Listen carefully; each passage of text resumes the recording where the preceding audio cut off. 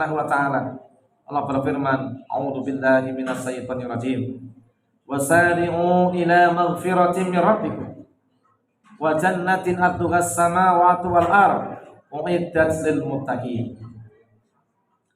Dan bersegeralah kalian menuju kepada ampunan Tuhan kalian dan kepada surga yang seluas langit, seluas bumi, yang Allah sediakan bagi orang-orang yang bertakwa kepada Allah Subhanahu wa taala, tidak untuk orang-orang yang tidak bertakwa kepada Allah Subhanahu wa taala. Maka mumpung kita dimudahkan oleh Allah, maka segera ambil kemudahan itu. Mumpung awake dhewe digawe gampang, ringan nindakne ketaatan, monggo dijogo ngantos seterusnya. Jangan hilang kembali. Mari kita segera menuju ampunan Allah. Salah satu penyebab iman itu hilang apa? Karena banyaknya dosa-dosa kita, iman tidak kerasa. Iman juga makhluk seperti kita. Iman ini tidak kerasan di dalam hati-hati manusia yang dikotori dengan dosa-dosa. Maka dengan kembali kepada Allah, kita telah bersihkan dosa-dosa kita kembali, sehingga iman menjadi tumbuh subur kembali. Dan ketika orang kembali kepada Allah dalam keadaan bersih, maka Allah sediakan baginya surga, dan hanya untuk orang-orang yang bertakwa seluas langit dan seluas bumi. Sifat surga yang Allah sediakan, Allah sebutkan di dalam beberapa ayat. Di antara surah Az-Zariyah ayat yang ke-15 sampai 23, Allah berfirman, "A'udzu billahi minasy syaithanir rajim. Innal muttaqina fi jannati wa uyun." Maksudnya orang-orang yang bertakwa itu besok, kalau dia benar-benar menjaga takwanya sampai dia kembali kepada Allah Subhanahu wa taala, maka Allah akan tempatkan di dalam surga-surga yang di situ ada mata airnya. Jadi surga itu ada sumber-sumber airnya, ada mata airnya. Tempatnya menyenangkan. Ini besok tempat kita di dalam kehidupan akhirat setelah kita kembali kepada Allah Subhanahu wa taala adalah apa? Yaitu tempat taman-taman surga yang di situ ada sumber air. Nah, bahkan di situ mengalir 4 macam nikmat Allah. A'udzu billahi minasy syaithanir rajim. Masalul jannati allati wa'idal muttaquna fiha anharum min ma'in ghairi asin. Di sana akan ada air yang mengalir sehingga menjadi sebuah sungai.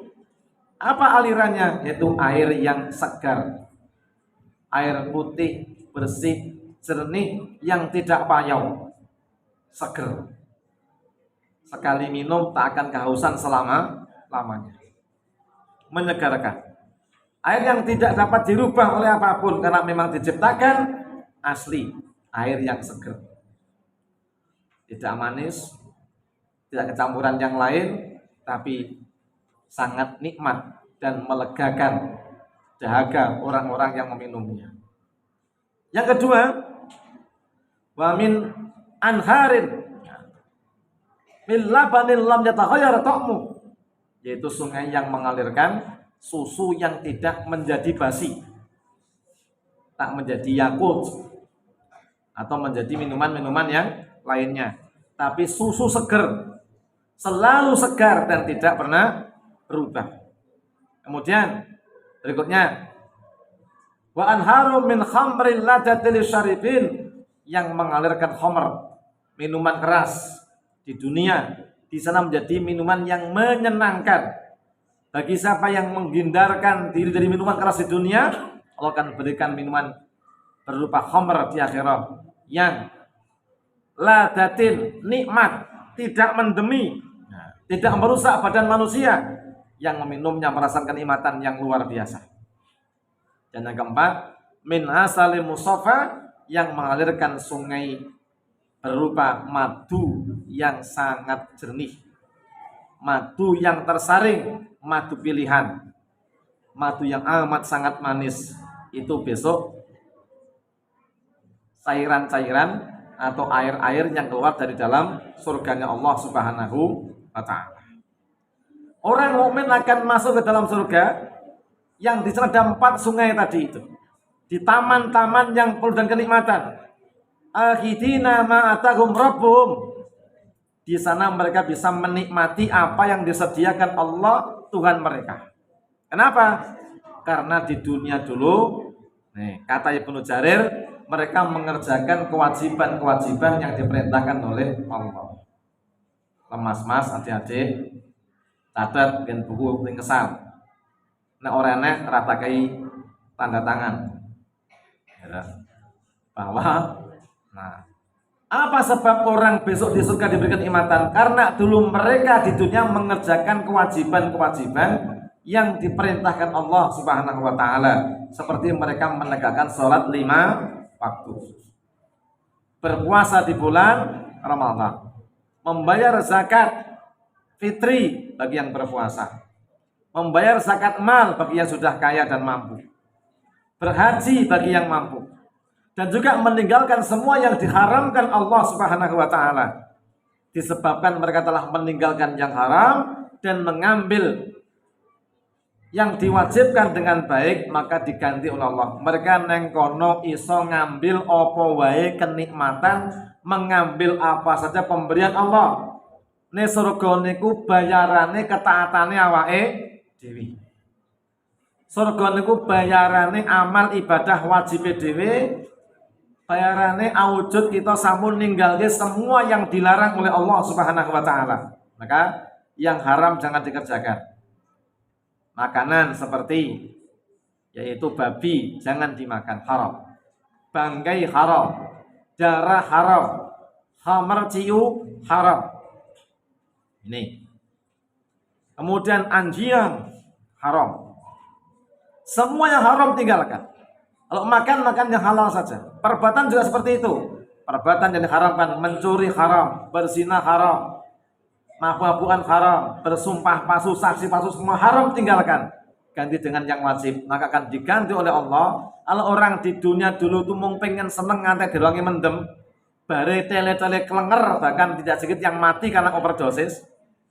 Kalau kita mencegah dan menangkannya, besok kita akan dibebaskan menikmati sepuas-puasnya di akhirat. Dan barang siapa mengerjakan kewajiban-kewajiban dengan baik, maka bayarannya dia akan bisa mengambil semua kenikmatan yang diberikan Allah di dalam surga kelak. Maka jangan sampai kita menjadi orang-orang yang rugi, tak bisa mengambil kenikmatan-kenikmatan surga karena kita tidak taat, tidak tunduk, tidak patuh kepada Allah Subhanahu wa taala.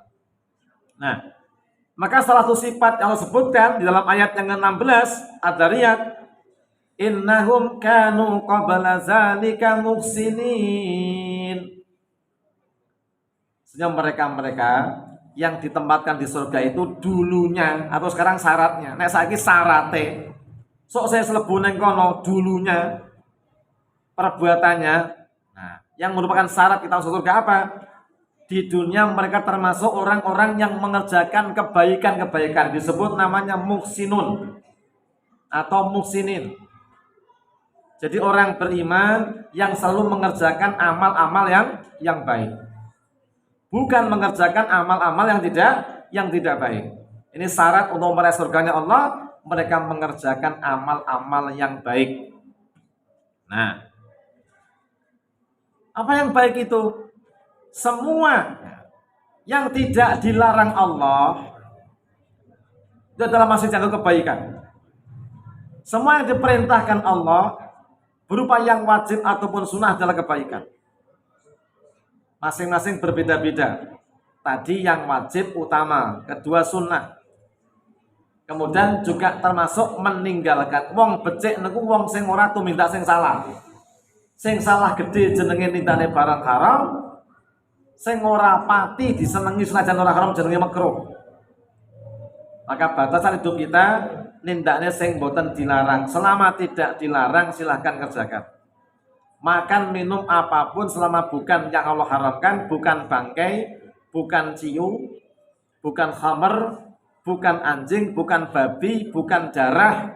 Nah, silakan dimakan. Tapi kalau sudah namanya maitatun wadamun walahmul khinzir, berupa bangkai, kemudian daging babi, kemudian darah, dan yang disembelih namun tidak menyebut nama Allah, tapi menyebut Tuhan selain Allah Subhanahu wa taala, jangan dimakan.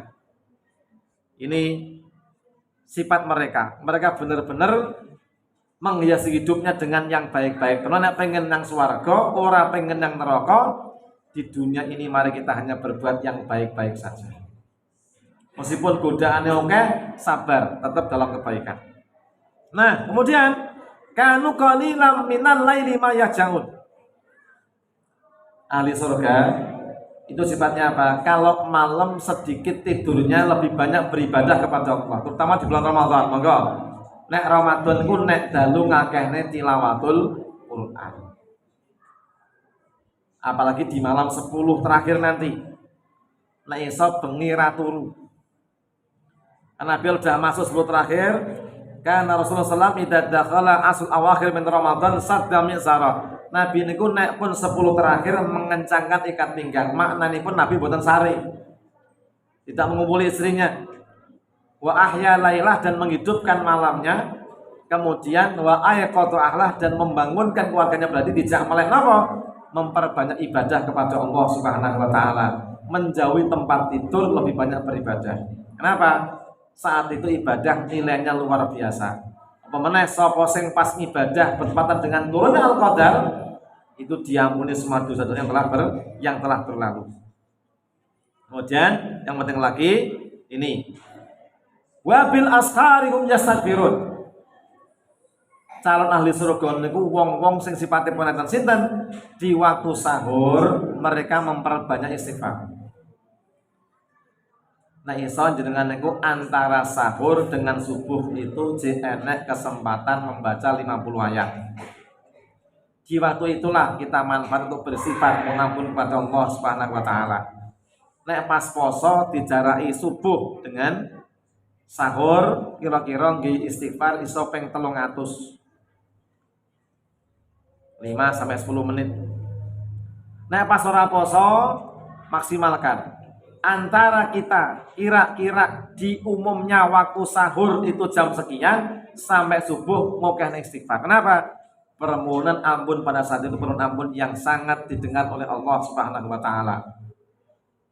Dan karena waktu itu tidak mudah kecuali bagi orang yang dimudahkan Allah, maka Allah berikan ampunan yang besar bagi mereka yang mau mengerjakannya. Dan wong sing segep istighfar pada waktu sahur itu termasuk orang-orang yang janjikan Allah mendapatkan surga Allah Subhanahu wa taala. Monggo. Ini 3 sifat: mengerjakan yang wajib, meninggalkan yang haram. Yang kedua, benar-benar mereka termasuk orang-orang yang apa? Mengerjakan banyak kebajikan dan meninggalkan keburukan. Dan sifat yang sulit dikerjakan, namun kalau bisa kita akan unggul, siapa? Itu orang-orang yang memperbanyak istighfar, astagfirullahaladzim. Ada waktu kurang lebih gawelah 10 menit sebelum subuh, itu mulai istighfar pada Allah, astagfirullahaladzim, diulang-ulanglah paling tidak ya dengan ping 100. Nabi aja ping 100. Nah, Nabi kan ranti dosa, Nabi kan dosanya numpuk. Kuduna dina ping 300 istighfare dari waktu kita ini. Tadi pada waktu Ramadan atau pada waktu puasa kita selesai bersahur, kita sawetawis waktu kita gunakan sumene untuk memohon ampun kepada Allah Subhanahu wa taala. Ini jaminannya surga Allah Subhanahu wa taala. Para pengantuk yang berbahagia, anak kita wis padha ngantuk kabeh, rasa dawa-dawa seperempat jam pokoke wis dianggap dawa ya. Terus kuarken. Lah bukane pindho. Bukane pindho mau magrib yang masjid buka mulai ya sak gudangan tindak nih. Nah, akhirnya dadi tenger. Demikian, semoga bermanfaat. Kita akan sholat tarawih. Sholatnya 2 ditambah 3 witir. Demikian, semoga bermanfaat. Subhanakallahumma bihamdika asyhadu an la ilaha illa anta astaghfiruka wa atubu ilaik. Wassalamualaikum warahmatullahi wabarakatuh.